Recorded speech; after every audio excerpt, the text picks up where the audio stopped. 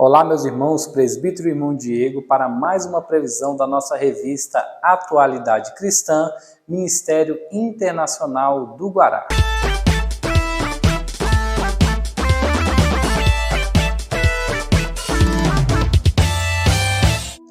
Hoje nós estaremos estudando a lição de número 9, que tem por título A Mulher e o Dragão. O nosso fundamento está em Apocalipse, capítulo de número 12, verso de número 1, que diz: E viu-se um grande sinal no céu, uma mulher vestida do sol, tendo a lua debaixo dos pés e uma coroa de 12 estrelas sobre a cabeça. Apocalipse, capítulo 12, verso de número 1. A nossa referência bíblica ela está em Apocalipse, capítulo 12, do verso 2 ao verso 4.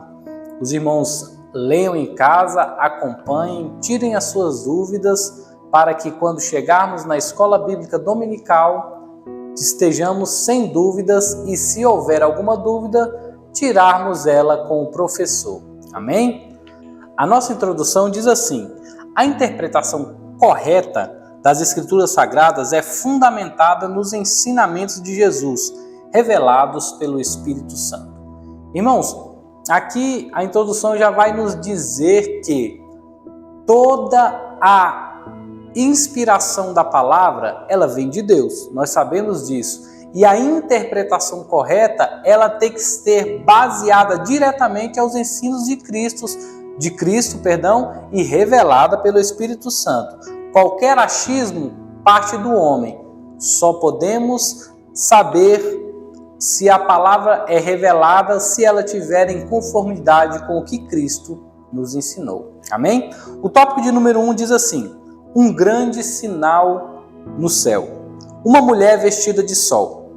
O início dessa revelação apresenta uma mulher vestida do sol, tendo a lua debaixo dos pés e uma coroa de 12 estrelas sobre a cabeça. Irmãos, essa mulher representa o povo de Israel. Os estudiosos da Bíblia, a sua grande maioria vai bater o martelo que esta mulher representa Israel e as suas 12 tribos.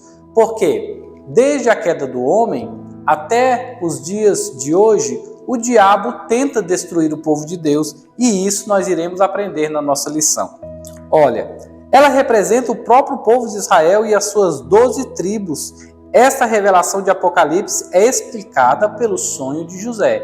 Lembra do sonho de José? Está lá em Gênesis 37, versículo 9. Ele tem um sonho em que a lua e o sol se prostram diante dele. Então Jacó, seu pai, pergunta: porventura eu e a sua mãe e os seus irmãos nos curvaremos diante de você? Isso está direcionado diretamente às 12 tribos de Israel. Porque Deus escolheu aquele povo para ser o povo que geraria, através da sua descendência, o Salvador do mundo, a saber, Jesus Cristo, o nosso Salvador. O tópico 1.2 diz assim, que esta mulher, ela estava grávida.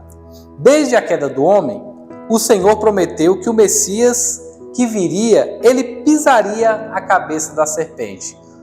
Vamos lá. Se Israel é essa mulher, e esta mulher ela estava grávida, ela geraria um povo, e através deste povo e a sua descendência, viria aquele que pisaria a cabeça da serpente. E este veio, Jesus Cristo de Nazaré, nascido de uma virgem, de uma forma totalmente espiritual. Ele veio, nasceu, viveu entre os homens, foi crucificado, mas ao terceiro dia ressuscitou e está sentado à destra de Deus Pai, e nós estamos aguardando o seu grande retorno.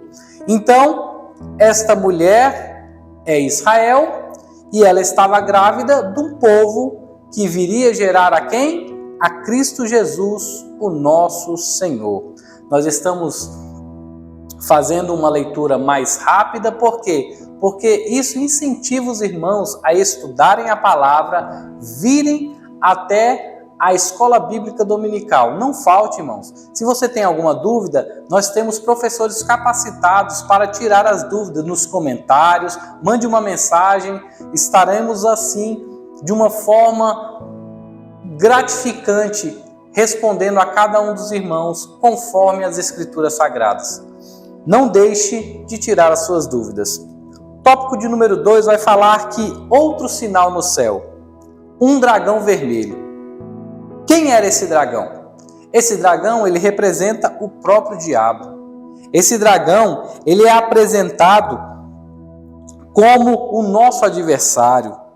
Ele tem o governo do mundo. Você sabia que o governo do mundo está à mão de Satanás? Quando nós falamos do mundo, nós estamos falando daquelas pessoas que deixam ser dominadas por ele, porque o mundo jaz do maligno.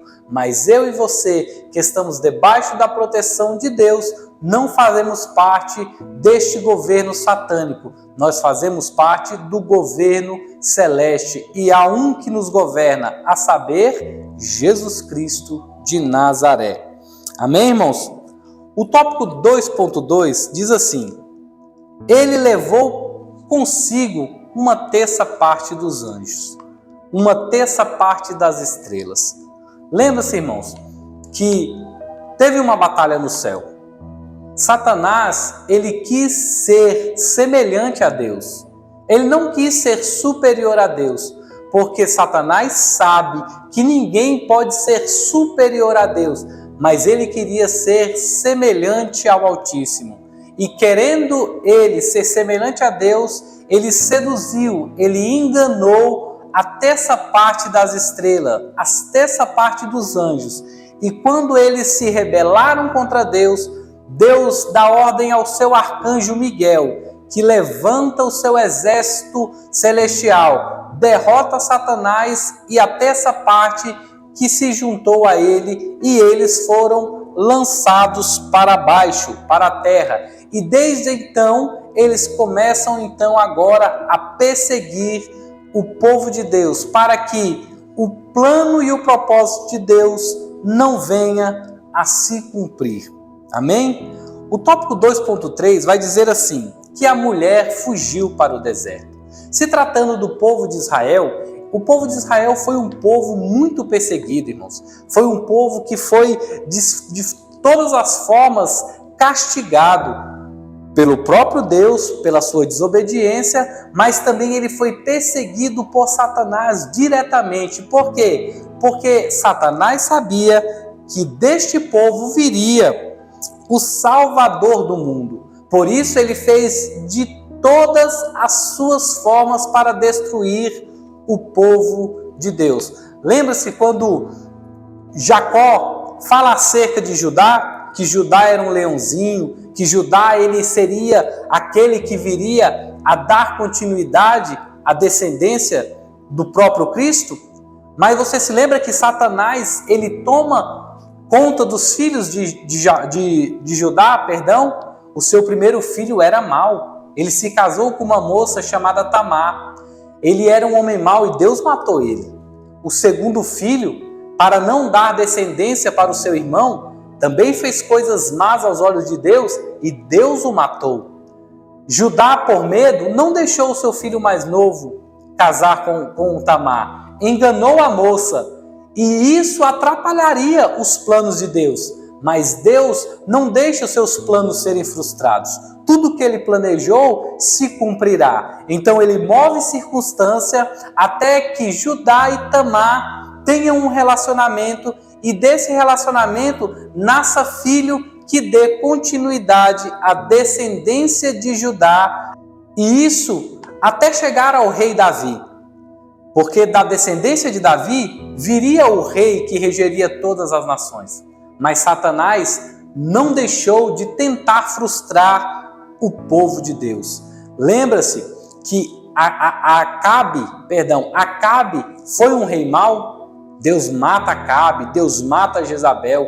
Então Jeú, o rei, ele pega e destrói toda a descendência de Acabe. Só que quando Jeú morre, uma mulher chamada Atalia, ela usurpa o trono de Judá e ela manda acabar com toda a descendência real.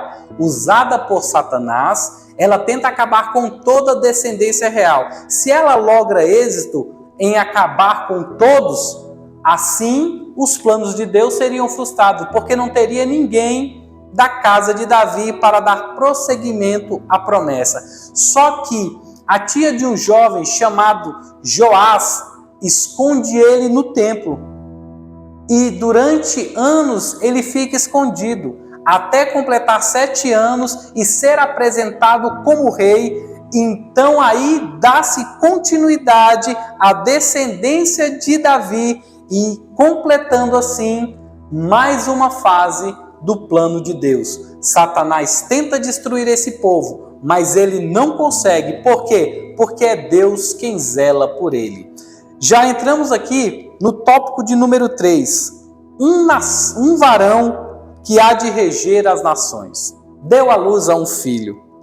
A mulher, mesmo sendo perseguida, logrou êxito. Israel, mesmo sendo perseguido, ele conseguiu vencer. Por quê? Porque Deus estava com ele. Mesmo o diabo vindo atrás, mesmo o diabo tentando destruir, frustrar os planos, o propósito de Deus, ele não conseguiu. Por quê? Porque Deus era com o povo de Israel. E a mulher gerou um filho. E esse filho traz-nos a quem? A Cristo. O nosso Senhor e Salvador Jesus Cristo. Nasceram-se as tribos de Israel, nasceram os filhos de Judá, toda a descendência até chegar ao rei Davi. Após o rei Davi, chegou em Joás e tantos reis passaram até chegar no nascimento do grande rei. Jesus nasceu, cresceu, se desenvolveu, foi batizado lá no Jordão por João o Batista. E ali então ele iniciou o seu ministério até o dia de hoje, porque não terá fim. Tópico 3.2 diz assim: e venceram pelo sangue do Cordeiro. O interessante é que o professor da nossa revista, ele deixa bem claro que venceram pelo sangue de quem?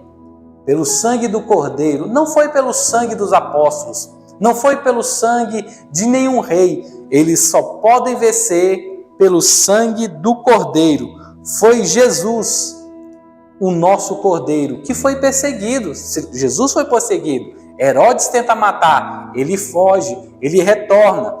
Os fariseus, os doutores da lei, tentam matá-lo, mas não conseguem. Por quê? Porque ele tinha um propósito e uma vida a ser seguida nesta terra. Ele foi morto? Sim. Foi morto por quê? Por causa dos meus e dos teus pecados. Porque sem o derramamento de sangue não há perdão ou remissão de pecados.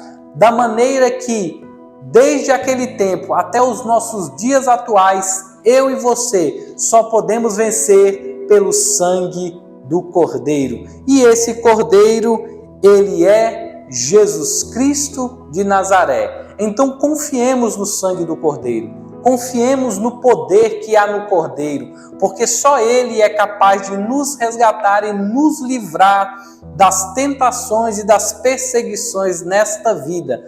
Por quê? Porque Ele tem todo o poder. Amém, irmãos? Vamos lá, o tópico 3.3 diz assim: um varão que há de reger todas as nações. Irmãos, após Jesus ele enfrentar as mazelas da vida, ele passou por fome, por frio, por privações. Quando foi preso no Getsêmani, ele foi esbofeteado, foi totalmente humilhado, ele foi chicoteado, foi colocado uma coroa de espinhos, ele foi cravado ao seu lado uma lança. Tudo isso para quê? Para mostrar o seu poder. Ele morreu e ressuscitou. Ele venceu a morte. Ele assentou-se à destra de Deus Pai. Olha como ele é poderoso.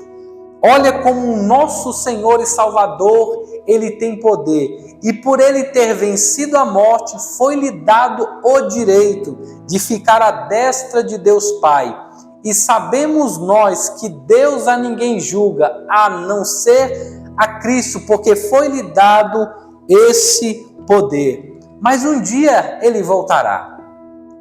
Num instante, num abrir e fechar de olhos, ante o som da última trombeta, Ele virá buscar o seu povo. Nós conhecemos, estamos estudando sobre isso. A igreja será arrebatada, iniciar a tribulação, a grande tribulação, 7 anos de uma terrível perseguição, de um tempo tenebroso, mas a igreja estará nos céus. Depois desses 7 anos, começará o milênio, e aí então o nosso Mestre regerá todas as nações com o braço forte, com o seu punho forte. E quem pode ir contra este rei? Ele regerá todo o mundo pelo século dos séculos. Quem pode ir contra o nosso Senhor? Quem pode vencer o autor da vida? Quem pode, de alguma forma, afrontar aquele que tudo criou? Confiemos nele. O inimigo tentou, desde o Éden até a sua morte, vencer ele, mas não conseguiu. Por quê? Porque ele é mais do que vencedor. Ele já nasceu como um homem para vencer. Então, temos isso em mente. O nosso Senhor reinará para sempre. A conclusão: uma terra sem povo para um povo sem terra. Essa frase é atribuída ao povo de Israel, que sempre foi peregrino, sempre andou disperso pelo mundo. Ele foi perseguido durante os séculos, foram mortos pelos nazistas. Então, mas mesmo sem pátria, no dia 14 de maio de 1948, eles foram repatriados. Israel voltou a ser reconhecida como nação soberana. Por quê? Porque Deus tem um plano e um propósito para o seu povo. O Messias veio de lá e o Messias voltará para reger este povo escolhido por Ele. Então nós temos que ter em mente que, fazendo uma pequena revisão, quem é a mulher vestida de sol? Israel e as suas 12 tribos.